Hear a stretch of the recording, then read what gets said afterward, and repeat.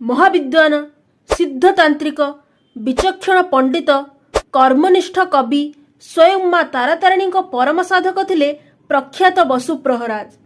से साधना तथा तंत्र शक्ति एते परिमाण रे हासिल करथिले जे एक नारायण मूर्ति को दुई हाथ जोड़ी प्रणाम करबा क्षणी आकाशर बिजुली आसी से मूर्ति को दुई फाड़ कर देइथिला। राजा एवं जमीदारी शासकों द्वारा प्रदत्त पाखापाखि 5000 भरण जमी एवं ग्राम गुड़िक अन्य को दान कर देइथिले। एही बळी एक दानवीर प्रख्यात पुरुषों को पाई आम गंजाम माटी गर्वित।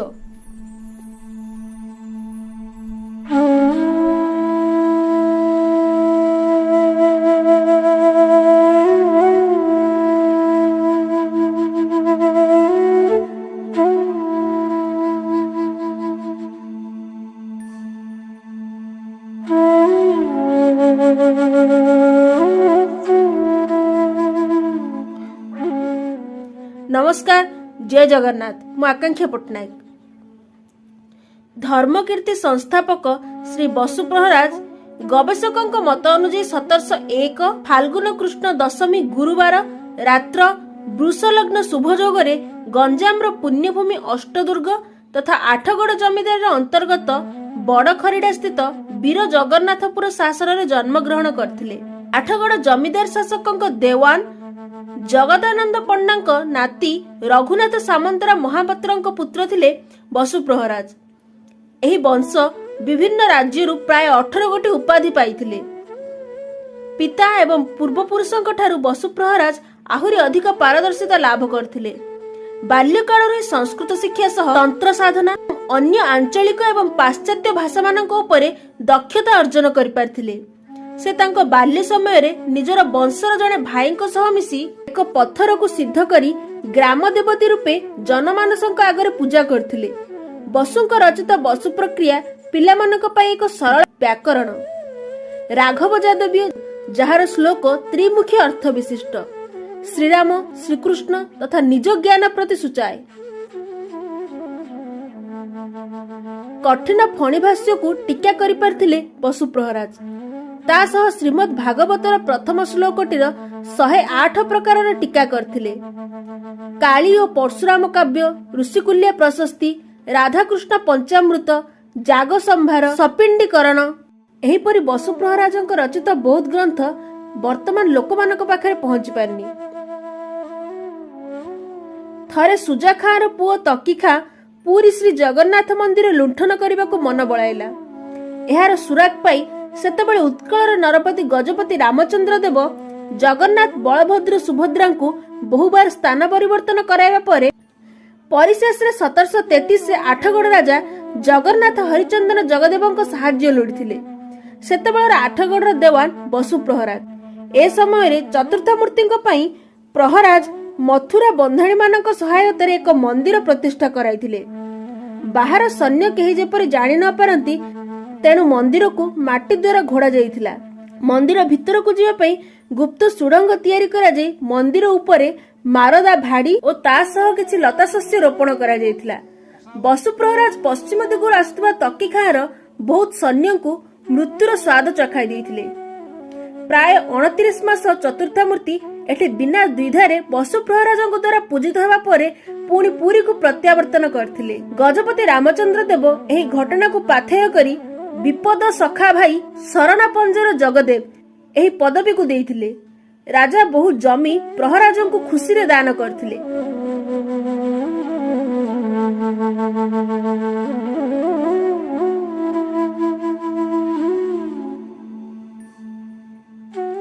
गंजाम रो अन्य एक कीर्ति श्री कालेश्वर रामेश्वर पीठ एही बसु प्रहराजन द्वारा ही पुनः प्रतिष्ठित। वर्तमान कुहा जाउथवा जौगड़ पहाड़ तथा पुरातन गंध मादनगिरी रे एकदा नरनारायण तपस्यारत थिले। सही नरनारायण प्रतीकात्मक स्वरूप नरनारायणेश्वर जी की बहु वर्ष माटी पोती हो जाइथिले। भगवान श्रीराम 14 वर्ष वनवास समय रे ऋषिकुल्य सरस्वती तीरे तीरे आसी एही लिंग को उद्धार करथिले। परवर्ती काल रे पुणी पोती हो जाइथिबा लिंग बसु प्रहराजक हस्तरे पुनः प्रतिष्ठित होई पारथिले। समग्र विश्व रे एहा होछि अनन्य लिंग। गोटे शक्ति किंतु दुई गोटे लिंग, जहा आज बड़ खरीडा स्थित कालेश्वर रामेश्वर। गंजाम प्रत्यक्ष तंत्रपीठ मां तारातारिणी बापा बसु प्रहराज, तारा तारायती तारिणी। एही सूत्र रे से गोटे शक्ति रु दुई गोटे भौणी को पाइथिले। घुमुसर क्षेत्र पहाड़ रे उभयों को पाई निज घरे नहीं आराधना करी रखिथिले। पर पुरुषोत्तमपुर पाख ऋषिकुल्या तटस्थ कांपिल्यगिरी तथा कुमारी पर्वत बा रत्नगिरी ठारे नहीं प्रतिष्ठित कराइथिले। प्रत्येक दिन पहाड़ चढ़ी ऊपर को जाई मां को विधि विधान सह पूजा करी आसुथिले। एबे लक्ष लक्ष यात्री समागम एही पीठ को लागी रही। मां तारातारिणी एवं बसु प्रहराज को नहीं अनेक लोक कथा आज मध्य प्रचलित। गंजाम इष्ट देवी मां तारातारिणी शक्ति व्यक्त स्वरूप, जहाकू कि प्रहराज चिन्हि पारथिले।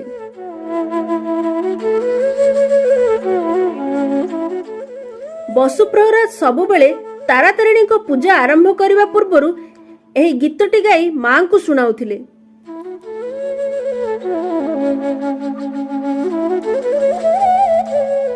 थरे घुमुसर राजा कृष्णभंज निजर जश कीर्तिर प्रचार प्रसार को नहीं कुलेड़ ठारे एक नारायण मंदिर प्रतिष्ठा कराई विभिन्न राज्यर राजपदी और पंडितगण को आमंत्रित करथिले। आउ आम आठगड़ तरफ बसु प्रहराज मंदिर प्रतिष्ठा उत्सव जोग देइथिले। नारायण मूर्ति को समस्त पंडित जन जन करी मुंडिया मारी निजर आसन ग्रहण कले, किंतु बसु प्रहराज हाथ जोड़िले नहीं। समस्ते आश्चर्य होई पचारिबारु से उत्तर देइथिले जे एही मूर्तिर प्राण प्रतिष्ठा ठीक भाबे होई नाही। मु जदि हाथ जोड़िबी मूर्तिटी दुई फाळ होई जिवो। नुआ प्रतिष्ठा करबा लागि राज्यर बहुत संपत्ति खर्च होई पारे। बसु प्रहराजक सिद्धता को चिन्हि न पारी सभारे उपस्थित समस्त मान्यगण्य व्यक्ति तांको हाथ जोड़िबा पई बाध्य करथिले। जेतेबेले हाथ जोड़ी देइथिले हठात आकाशर बिजुली धारा आसी मूर्ति ऊपर पड़िला, जहा फल मूर्तिटी दुई फाड़ हो जाइथिला। आज मध्य से खंड मूर्तिर समाधि रही। पुणी 1760 बेलू भारतर दक्षिण प्रांतर सिद्ध ब्राह्मण आयंगार को अणा जाई नूतन प्रतिमार प्राण प्रतिष्ठा कराइथिले। प्रतिष्ठा परे सेई ब्राह्मण पछे पछे 3 पाद आसी सेही स्थान रे प्राण त्याग करथिले। तांकरी कुटुंब पोषण पाई राजा 1500 भरण जमी ता सह बहु सामग्री देइथिले। कुलेडर पंचशासन मध्य मंदिर प्रतिष्ठा पर निर्माण करा जाइथिला एवं बसु प्रहराज दान स्वरूप 900 भरण जमी राजंक ठारू पाइथिले।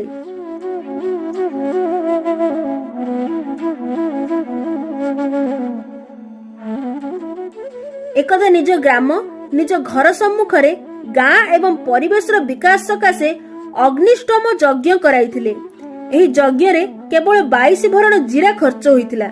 आउ जो घिओ व्यवहार करा जाइथिला से घिओ गड़ी गड़ी आसी पाखर थिबा कुआरे लीन हो जाइथिला। आज मध्य एही कुआर जल घृतपूर्ण तुल्य परि जणा जाय। आउ सेही यज्ञ कुंड रे ही दधिवामन अर्थात जगन्नाथक मूर्ति रत्न सिंहासन निर्मित।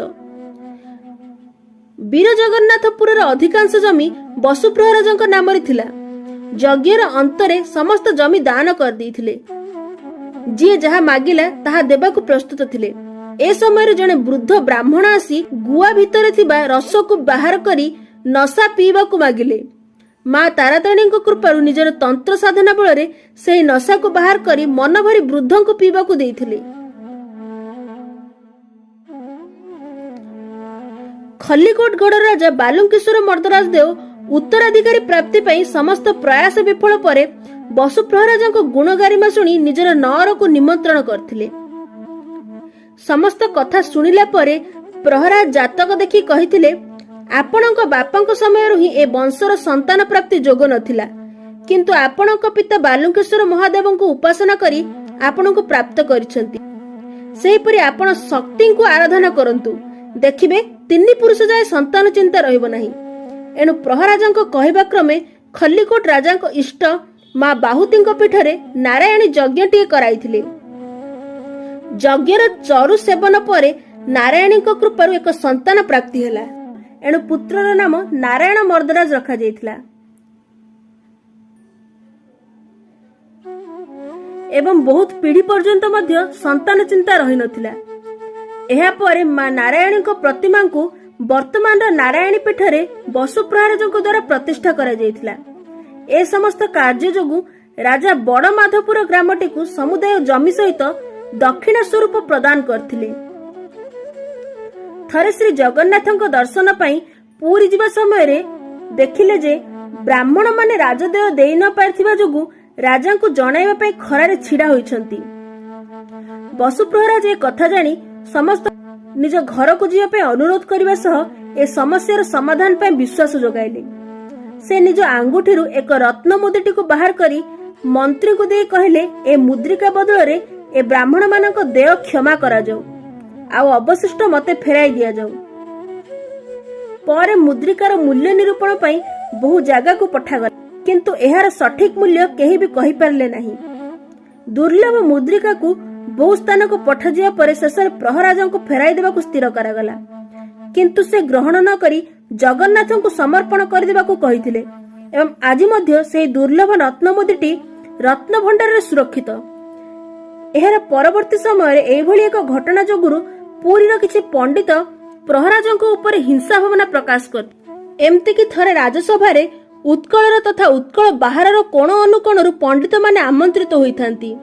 सेही सभा रे बिसी पट्टजोशी और चांदी राय गुरु को छाड़ी अन्य पुरी पंडित राजांक निकट को जाई कहले, हे राजा, आज जदि दक्षिणी पंडित बसु प्रहराज सभा को आसंती तेबे आपण तांको नमस्कार करिवे नाही किंबा आगरे बसाइबे नाही। जदि आपण आग धाड़ी रे बसाइबे तेबे आमे समस्त सभा छाड़ी चली जिवु। प्रहराज ए खबरटी अन्य मानकटु सुनी मुरुकी हसटी हसी देइथिले। सभा कार्य आरंभ हेबाकु लागिला। हठात सात सूर्य रश्मि को अनुभव करी उत्कलर नरपति बसु प्रहराजଙ୍କ सभारे पाद पड़िबा क्षणी निज सिंहासन रु उठी 7 थर प्रणाम करी पाछोटी आनी आसन ग्रहण करंतु बोली विनम्रता सह अनुरोध कले। प्रहराज आसन ग्रहण करबा पूर्व सभारे कहिथिले, पूर्व बा पश्चात बा जदि हनी बसा सह क्षिति भूतान तदाका नोह निर्वचन रचनाकृत जगताम अगारे कांतारे कुचकल सहारे मतस्तुभ्यं मूल्यं सहदस्य शुभगस्य द्वितीय ममी। सभा पर बिसीपट जोशी और चांदीराय गुरु ए दुई भाई प्रस्ताव रे सेमानक गाँ वीर नरसिंहपुर यात्रा करथिले। सेठी तांको घरे पट्टजोशी छोट झियो रमा परवर्ती समय बसु प्रहराज पुत्र बधू होइथिले। कुहाजे प्रहराज पुओ दयानिधि तर्क पंचानन बसु प्रहराज आहुरी विद्वान। तांकरी विरचित अभिनय रामायण वर्तमान तथा परवर्ती पीढ़ी पाई एक मार्गदर्शन, किंतु समयर कालचक्र को बुझिबा बहुत कष्ट। 29 वर्ष बयस रे अजन ज्वर रे पितांक आखि सामने रे मृत्युर द्वाराभिमुखी होइथिले एवं एहा परठारु एही वंशरे विधवा स्त्री लोक कला चूड़ी पिंधिबार परंपरा रही आसुछि। पुत्र चली जिबा परे परे बसु प्रहराज मध्य चैत्र शुक्ल नवमी रविवार दिवस रे बैकुंठपुर को यात्रा करथिले। वीर जगन्नाथपुर देवी नारायणी, दधिवामन मंदिर, बड़खरीडार कालेश्वर रामेश्वर,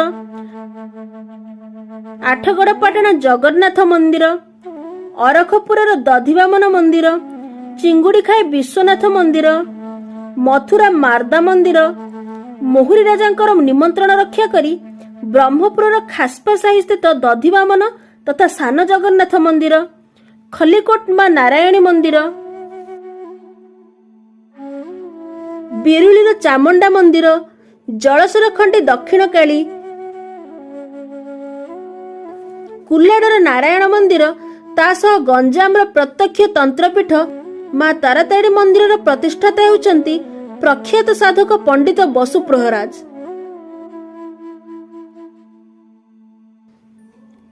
तांकरी संपूर्ण जीवन चक्र मध्य से बहुत दान धर्म करछंती।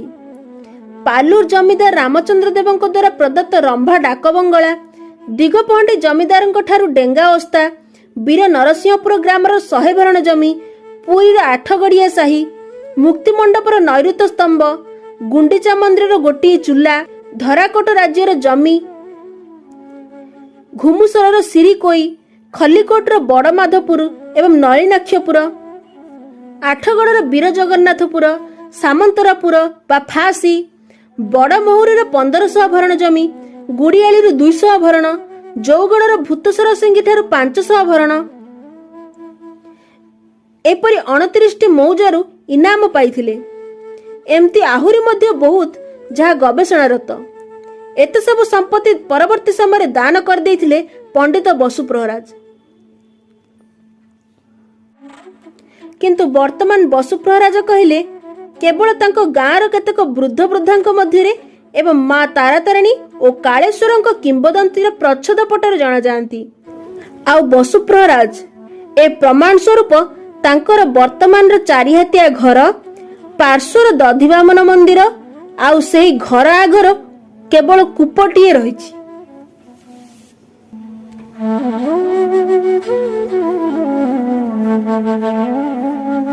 ଧନ୍ୟବାଦ।